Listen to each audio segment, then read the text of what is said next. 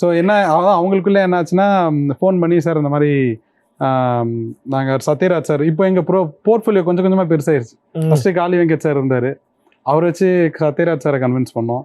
இப்போ சத்யராஜ் சார் இருக்கார், அவரை வச்சு நாங்கள் வடிவேல் சாரை கன்வின்ஸ் பண்ணுறோம். அப்படியே கொஞ்சம் கொஞ்சமாக ஏறிட்டே போச்சு சார். அவர்கிட்ட பேசும்போது சார் சத்யராஜ் சார் படம் நடிச்சிருக்காரு, காளி வெங்கட் நடிச்சிருக்காங்க, ஒரு பாட்டு இருக்குது சார் நீங்கள் பாடணும்ன்னும் போது அவர் இல்லையம்மா நான் எப்படிம்மா நடிக்காத படத்துக்கு நான் எப்படிம்மா பாட்டு பாடுறது, நீங்கள் எனக்கு புரியல, நான் இது பண்ணதே இல்லை, அதனால கொஞ்சம் தயக்கமாக இருக்குன்னாரு. நாங்கள் அவர் காலிலே விழுந்துட்டோம். சார் தயவு செஞ்சு ஒரே ஒரு வாட்டி பாட்டை கேளுங்க, பிடிச்சிருந்ததுன்னா நீங்கள் ஓகே சொல்லுங்கள் அப்படின்னு. சரிம்மா அனுப்பிச்சி விடுங்க அப்படின்னு சொல்லி ஃபோனை வச்சுட்டாரு. அனுப்பிச்சி விட்டு ஒரு 2 ஹவர்ஸ்லேயே ஒரு ஃபோன் பண்ணார், பாட்டு எனக்கு ரொம்ப பிடிச்சிருக்கு, நான் பாடிடுறேன் அப்படின்னாரு. ஸோ அதுக்கு ஒன்ஸ் அகெயின் அது அந்த ஆர்ட், அந்த கலை அந்த வேலையை பார்த்துச்சுன்னு தான் நினைக்கிறேன். நாங்கள் எதுவுமே பண்ணல, அவருக்கும் எங்களை யாருன்னே தெரியாது, யாருன்னே தெரியாது. அவர் பாட்டை கேட்டு தான் அவர் ஓகே சொன்னார்.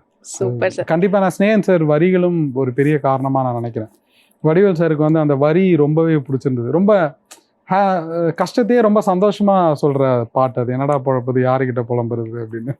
ஸோ அவருக்கு வடிவேல் சாருக்கு ஜென்ரலாகவே எல்லாருக்குமே தெரியும், அவருக்கு ஹியூமர் வந்து ரொம்ப ரொம்ப ரொம்ப அவர் பாட்டோட அவர் டெய்லி லைஃபோட ஒரு இயல்பாகவே அவருக்கு அது உண்டு. ஸோ அது அந்த ஹியூமர் எங்கேயோ போய் அவருக்கு கூட கனெக்ட் பண்ணிடுச்சு.